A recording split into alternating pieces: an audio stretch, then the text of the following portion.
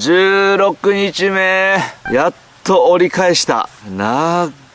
もう16日目ともなると、もうこの汚ね犬と同じような毛質になってきました。そして罠を見に行きましたが、何もかかっていませんでした。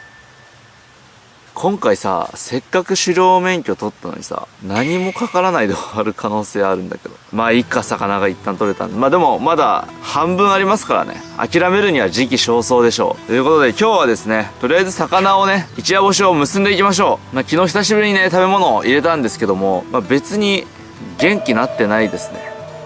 はい。胃と腸に消化する元気もなかったのかもしれない。なんか逆に疲れがどっときてますね。では、一夜干しを作っていきましょう。結構塩入れたんだけど、異常にハエがたかってますね。昨日なんかあったかかったんだよね、夜。さあ、麻紐で結んでいきましょう。持ってきといてよかった、こいつ。もちろんね。これ何結びって言うんだっけ。やばい、結び方もわかんなくなってきた。よいしょっと。お、いい感じの塩の入り方してるわ。うるせえな、ハエども。めっちゃハエがたかってる。よし。はい、これでね、吊り下げられます。まあ普段はね、冷蔵庫があるんで、こういう一夜干しを作ることがね、ないんで、ない上にね、何も測るものがなくて、目分量ですね、めちゃくちゃ。この目分量をしくると、ウジが湧いたりするのですよ。ウジも食えなくはないんだろうけど、なるべく食いたくないよね。なんだかんだね、この生活、机がないこととか、まな板がないこととか、椅子がないことがね、不便ですよね。そう、サバイバル中はまともに座れる場所もなければ、背をもたれかけれるような場所なんて何もないんですよ。ちょっとちゃんと塩が入ってるか食べてみます。めちゃめちゃ塩が入ってる。塩辛。入れすぎたな。はい、全部結び終わりました。ということで、拠点はね、高い山々のせいで、一日も日が差すことがありませんから、日が差してる場所に行きます。で、そこで干します。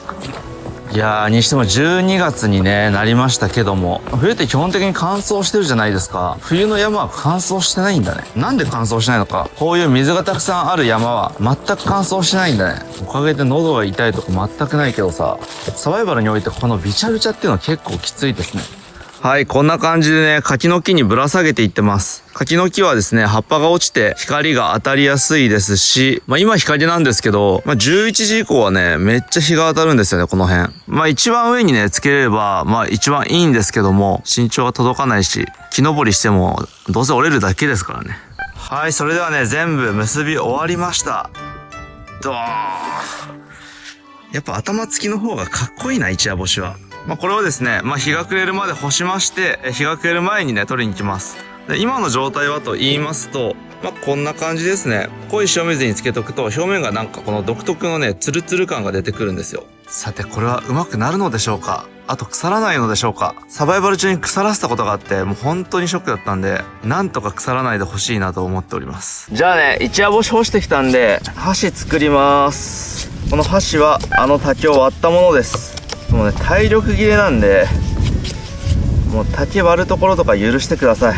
これ水中ね、兼用なんで、まあ結構すぐ切れ味が悪くなるんで、サバイバルナイフとかの方が全然いいね。いや、にしてもクエの鍋ね、どうなってるんでしょうね。さすがにね、鍋を手で食らうのは大変なんで、箸を作ります。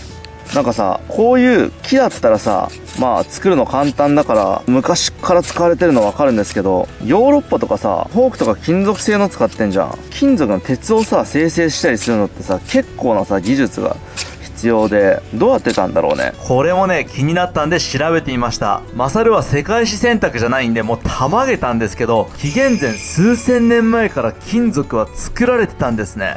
いやー、まあさすがに一般市民は使えてなかったでしょうけど、その頃の王様は使ってたんでしょうね。いやー、ロマンがありますね。そのこと言ったら、このナイフも金属だから、まあでも削ってたんだろうね、多分。ざらついた岩とかを使ってね。まあそれこそね、サメ肌とかもさ、使えるだろうし。これね、先っぽ細くしてないと食べづらいんで、なるべく先っぽは細くしておきましょうね。よし、完成です。待って。気持ち悪いぐらいでかいミミズがいるんだけど。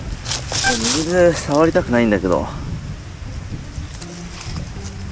うわー、気持ち悪い。本当にミミズ？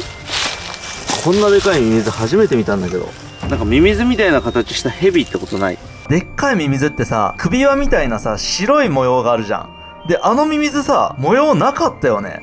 日本にはですね、メクラヘビって言って、めちゃくちゃミミズに似てるヘビがいるんですけど、もしかしたらヘビな可能性めちゃくちゃある。皆さんコメント欄で教えてください。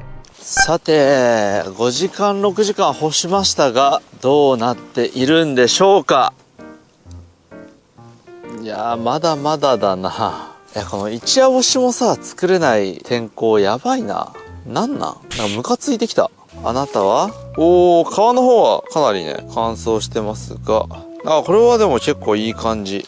なんか差が出てるのは何なんだろう。石垣ではいい感じ。さっきまでね、寄ってきてたハエが全くいなくなってるんで、結構乾燥はしてきてるんでしょうけど、もう一日やるか悩むな。しっかり乾かせずに腐ったら食料はゼロになります。で、今洞窟に持ってって微妙な乾き具合のまま1日置いてしまうと、その間に腐る可能性もあります。で、ここに置きっぱなしにしたら夜露がぶっかかって湿って腐る可能性があります。どっちにしろ腐る可能性があるんだったら俺は楽な方を選ぶ。吊り下げたまま置いとく。明日以降ね、腐ってても俺もう食べます。もう焼けばなんとかなるでしょう。明日晴れてパリッパリになればさすがにもうそれ以上はね、最近増殖しなくなりますんで、もういいよ、腐ってても食べますわ。腐ってるもん食べて俺が死んだらそれはただの自然淘汰。自然では当たり前のことです。にしてもここの環境めちゃめちゃうざいな。もうちょい雪山だったらさ、何も腐んねえのにさ。でもうちょいさ、湿気てなかったらさ、いろんな干物とか作れるのにさ、もう湿気てるからさ、何にもできない。うわ、湿気てる時の方法考えとけばよかった。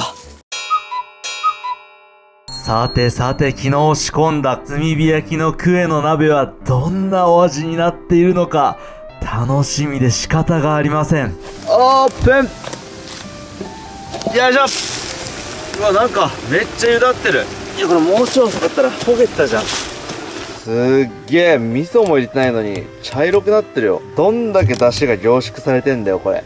塩とか入れてないけどうまいんじゃない？ということで、クエと石垣鯛の鍋が完成しました。で、まさかこんな色になるとはね、びっくりですよ。昨日の夜ね、11時ぐらいにちょっと心配になって、見に行ったんですよ。そしたらね、もう豚骨スープみたいな色になったんですね。もうなんか白濁した感じ。クエの油と川の水が乳化してる感じだったんですけど、これはまずいと思って、水汲みに行って8リッターぐらい足したんですけど、だいぶ水分が飛んでますね。もうちょい遅かったら焦げついてましたね。危な。じゃあ、どんな味するかこれわからんな。塩味つけてないですからね。クエと石垣鯛の味だけ。じゃあまずはね、クエの背中の身からいきましょう。うわー、これどんな味なんやろうな。ちょっとね、やっぱ12時間も茹でてるから、ホロホロなんですよ。いただきます。すっごい濃厚な燻製っぽい。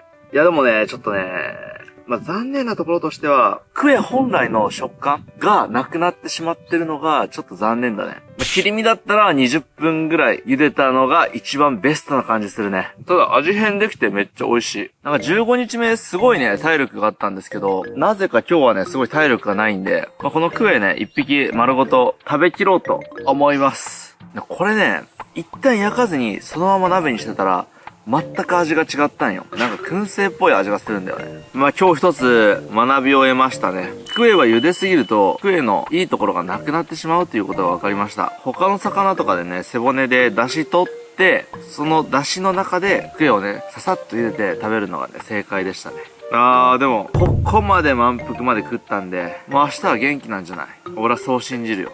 で、16日はもう終了です。なんか15日目、すごい元気だったんだけど、今日はなんか疲労がどっと来てますね。クエで元気になればいいですけども、明日はヘビ焼いて、ヘビ食べて、ヘビの殻をね、クエの鍋に入れていきましょう。じゃあね、おそらく火ばかりと思われるこいつをさばいていきます。